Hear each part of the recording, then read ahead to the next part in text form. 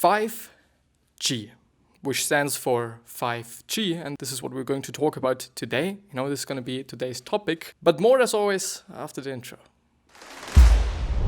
What does 5G even stand for? I don't know, 5 gigabit per millisecond. This would actually be amazing. But yeah, with that being said, hello, welcome back to the next episode of the Self-Development with Tactics fucking podcast. And I'm pumped. I'm pumped for this episode just because I'm recording this just really late in the day, which is something that I do not particularly like to do, just because I then really feel not pretty productive during the day when I the best thing for me is to record just when it's 10 a.m. or something, actually finishing both episodes that I'm having to record on this day till 10 a.m. This just really feels amazing. It just really feels cool. Just before I actually go through the article and before we actually start to talk, I want to just point out that you can also listen to this episode. If you're just on YouTube and you wonder who the fuck actually watches a 30-minute episode of somebody talking, basically nobody. So please check out the link down in the description and check out the podcast. The podcast link, and this link should actually lead you to a page where you can choose which platform you would like to listen on, because the podcast is on Apple Podcast, it is on TuneIn, it is on Spotify, it is on Google Podcast, it is on Stitcher, it is on Castbox, Radio Republic. It's quite everywhere, and there should also be the platform you just normally use to listen to your podcasts if you're listening to your podcasts. So please check out the link if you're into podcasts and if you would like to listen to this as a podcast. And for the other people that are right now on the podcast, if you want to actually listen and or watch the YouTube video, then please check out the link in the show notes as well, because there should be a link to the YouTube channel. But yeah, let's actually move through this amazing and or hopefully amazing article from the Inc.com site, and I've seen it, it catched my eyes or something, I don't know.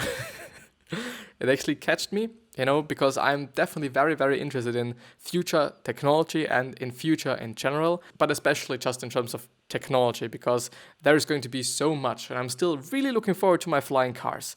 I don't know if I'm actually gonna see them, The thing is, I'm 18 years old, I'm really fucking young, and this is just the beauty of being young, that I'm able to just see a lot of things in my life from this point on. But we will see, we will see, and I will document that hopefully, and I will also going to show that and or going to share that when I'm still having the podcast, and when I'm 50 years old or something, would actually be amazing. 30 years of, or actually 40 years then, quite 30, 40 years of podcasting just really sounds great. But yeah, the article is called "Everyone Wants a 5G iPhone, but here are 5 industries that will actually be revolutionized when ultra-fast wireless finally arrives," which is 5G.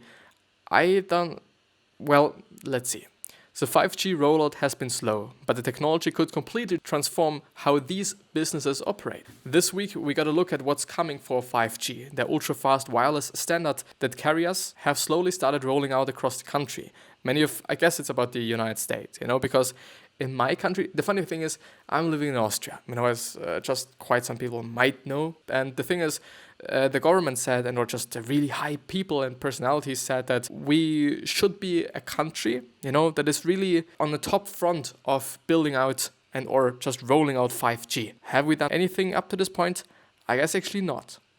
The thing is, the United States is having some 5G networks just in the country, but really not big areas, relatively small areas as far as I know, and they are working, I guess, as far as I know. I'm not quite sure, but in terms of Austria, there is really not a lot. I think it's just really expensive. I don't know if we are actually able to pay that, but yeah, or afford that actually as well. But yeah, this week we got to look at what's coming for 5G, the ultra-fast wireless standard that carriers have slowly started rolling out across the country. Many of the carriers and technology companies involved in building 5G networks and devices were at the Mobile World Congress in Los Angeles, unveiling the latest news about how 5G is going to change our lives. Of course, before it can change lives, it has to actually find a life of its own. The problem is that the fastest 5G uses millimeter wave technology that only travels a few city blocks at most. That's compared to the range of a 4G LTE tower, which can reach many miles. The result is that ultra-fast 5G requires a far greater number of cellular towers placed much closer together. Creating that infrastructure takes time. And it should also not be really healthy, just because those waves that these towers are sending out, basically, these are not really healthy for the human beings just because they are so, short, they're not really long, but they're really short. This is also one of the reasons why they are not traveling that far, just because they are so short. At least I think, I'm not a scientist. I don't know. I'm really not educated in that space, but I just think that this is the case. But yeah, there's another slower form of 5G that will likely see a wider rollout because it uses mid-band wave technology that reaches further but isn't capable of the fastest speeds due to the fact that they are less dense than millimeter wave. Adding a layer of complication, these two technologies require different antennas, which means that not all 5G devices will be capable of both speeds, unless the people that are building those devices are actually thinking about that and they're also going to just build in both antennas. I'm actually assuming that a lot of companies are going to do. I don't know, if I'm just thinking about iPhones, I don't know if they're actually going to do that. It just really sounds to be just one of the things that Apple is not doing. But it really, on the other hand, just really sounds like a thing that Samsung is doing with all its devices.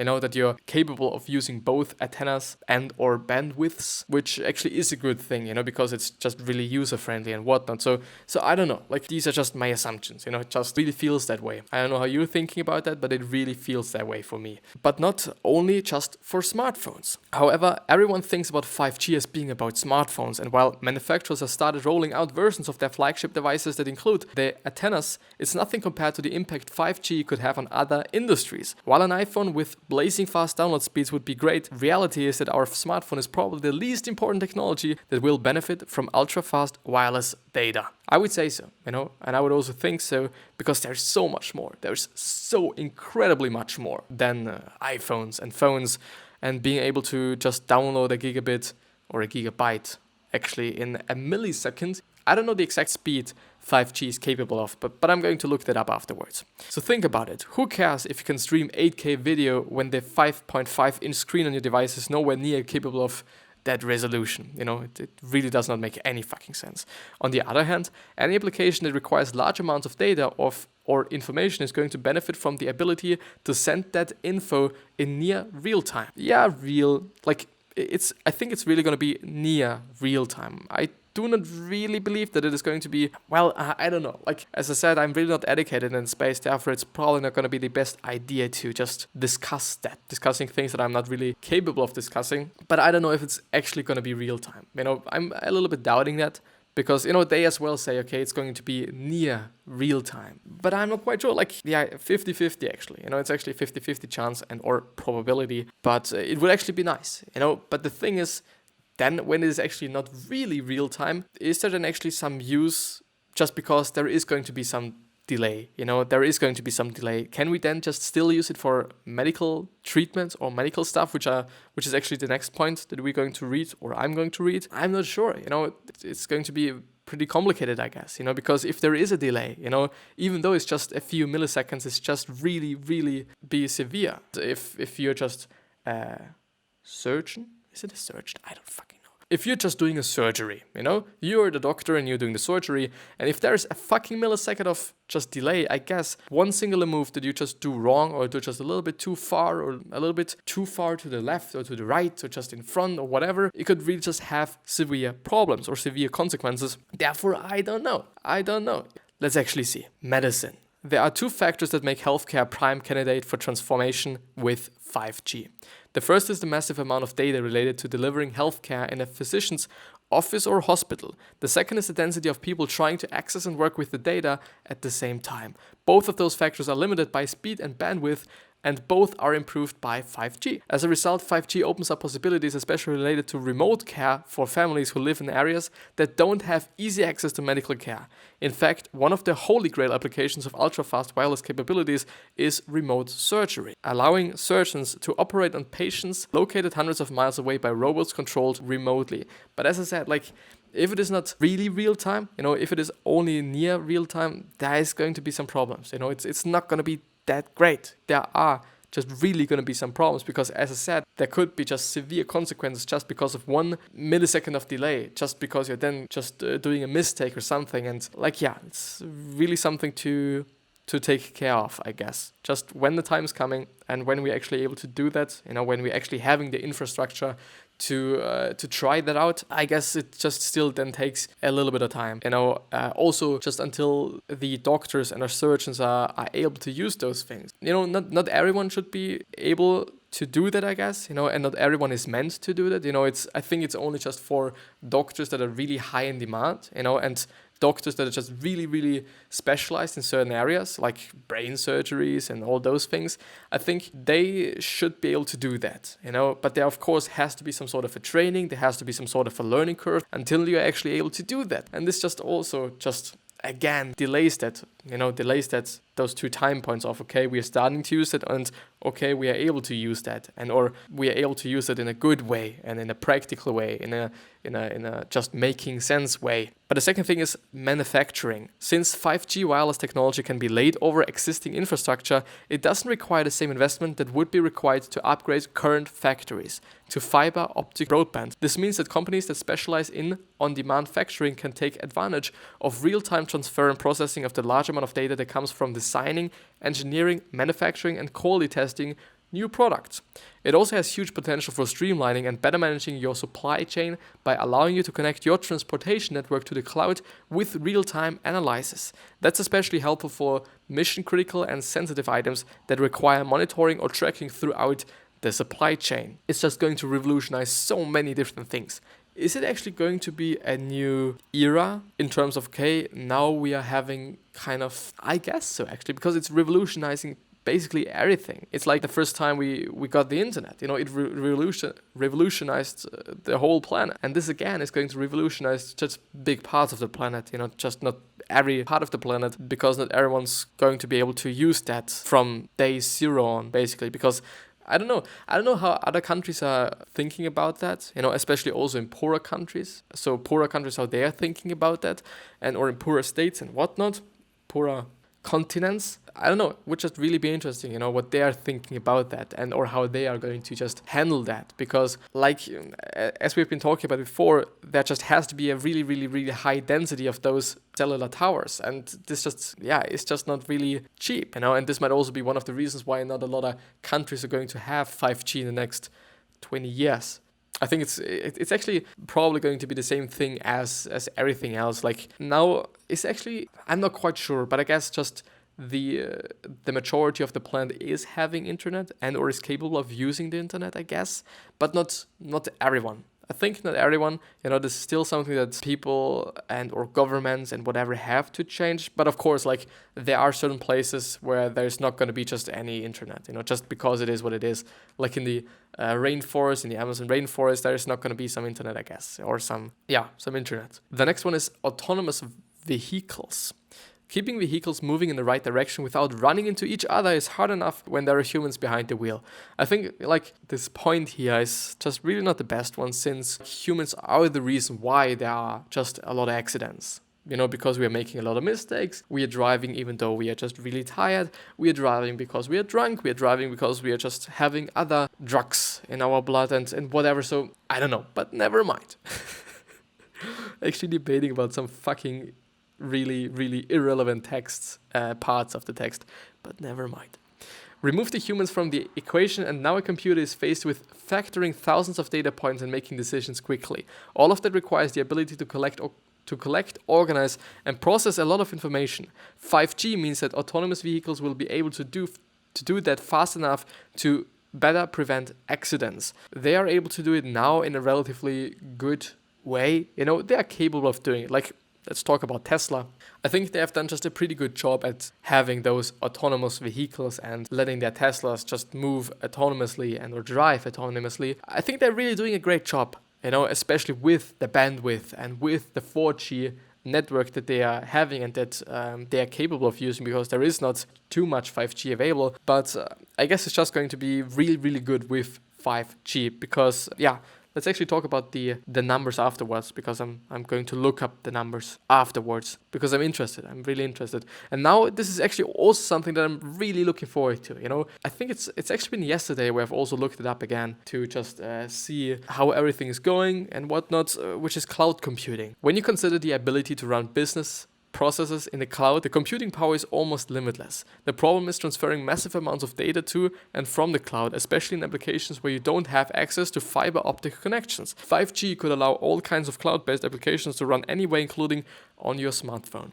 Think about applications that are now limited by the computer power of a smartphone but could easily take advantage of moving that data to the cloud and back instantly. And this is just something really, really, really amazing. This just might also mean that we don't actually have to, software is able to do quite a lot, and this is probably something that you have seen and that we all have seen by or from or on the Pixel 3 and the Pixel 2 and whatnot. So the camera, they just did amazing.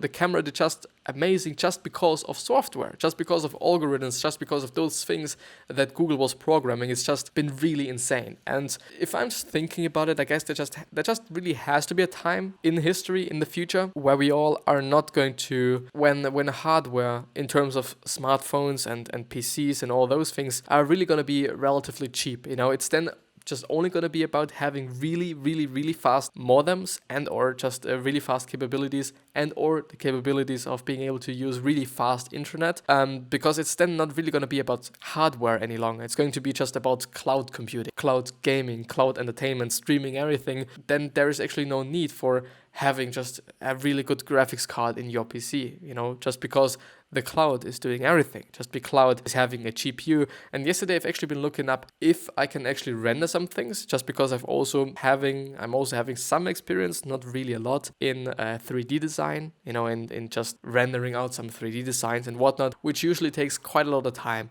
especially if it is something that's looking relatively realistic, then it really takes a lot of time. The problem is it takes a lot of time, and in the end or in the process you do not really know if the result is going to be as you want it to be. At least as I've been using those 3D softwares, of course there is some real-time viewfinders, basically, if you want to say that, but using cloud computing and being able to use cloud GPUs and cloud processors and whatnot, we are all able to just render out pretty fucking intense things. Because through 5G, we are able to do that now as well, but with 5G it's going to revolutionize that as well. It's going to be just way better, it's going to be way faster, and it's going to be way more powerful because everything is going to be massively faster. And I guess there is going to be a time when the thing is, what is companies like Apple and Samsung that are just really focusing on hardware, that are really focused on just having the new phone, having the new PC, having the new washing machine, whatever it might be. In the end, just if it is not about something physical like a washing machine that is really physically washing your fucking clothes, then there's actually no need to upgrade every single year, because if the cloud thing is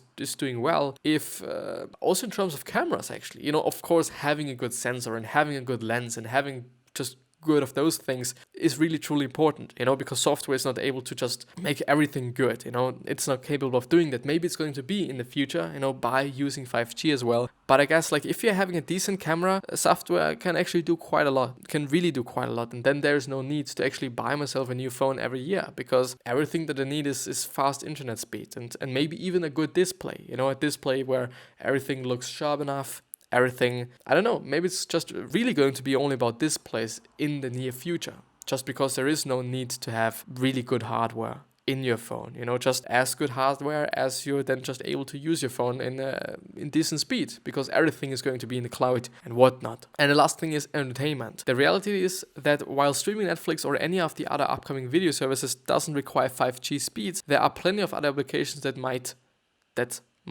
Gaming, for example, is far more data intensive and will benefit from the additional speeds and bandwidth. 5G also opens new possibilities for virtual reality, VR, and augmented reality, AR, especially when you think about realistic gaming experiences or the ability to provide contextual information about what your device sees. Finally, if 5G is truly as fast as promised, when it finally arrives for the majority of Americans, it will provide a new option for home-based wireless broadband service. Not only does it introduce the ability for all of your smart home devices to connect without running wires, but imagine having ultra-fast home internet without having to deal with the cable companies. I don't know about you, but if it's that case, sign me up. The funny thing is, I am having at this point in time a 4G device, like a Wi-Fi device that is just basically receiving waves and it's then again sending out waves, basically. And it's working really, really fine with 4G. 4G is actually already pretty fast, but 5G speed. I actually do want to see how fast it is. There are the same 5G.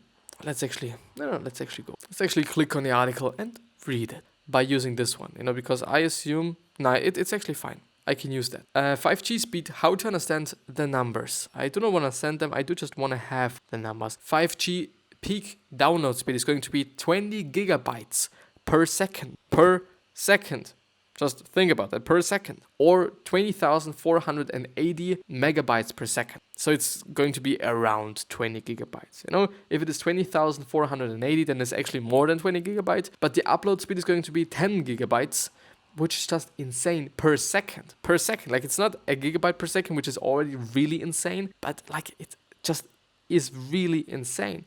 But just by thinking about that, this is now something gigabytes. Oh, I'm sorry. It's been 20 gigabits and 10 gigabits upload. So 20 gigabits download and 10 gigabits upload, which means 2.5 gigabytes per second download and 1.25 gigabytes per second upload. But this is just also insane. It's just insane, which means that I'm able to upload this video basically in 2 seconds, because the data is relatively big. The video files are relatively big. It's just insane.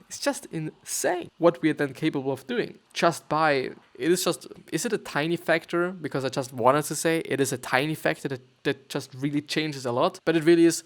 Yeah, it's not tiny. It's not tiny, but it's not also just a really huge thing, I have to say. Like, it is something. It changes so much. It changed so much, and it's going to revolutionize so many things. And it's probably also changing lives, basically. What's 5G wireless speed means for you? Like we mentioned above, without examples, it can be difficult to visualize what you can do on a 5G network versus a 4G network or any other slower connection.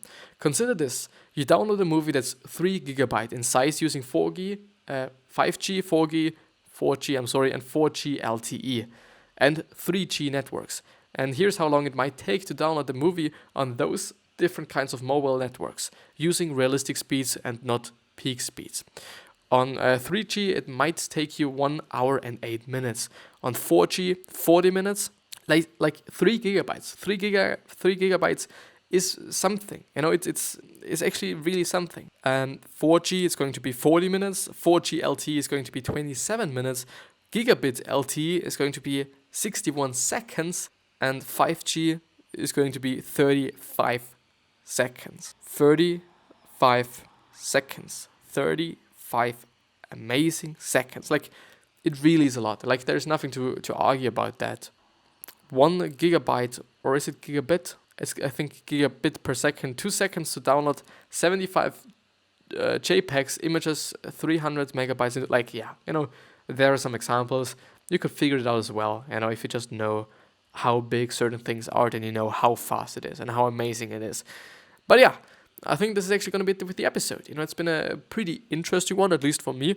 I do hope that it was also relatively interesting for you to maybe just have a little bit of a look into the future, see what's coming up next, see what's going on in the future, and all those things. But yeah, I wish you the best health, happiness, and also success. And I also hope that you're going to remind yourself how you're going to be remembered, which basically means your legacy. Because we can just be nice people and then being remembered as nice people as well.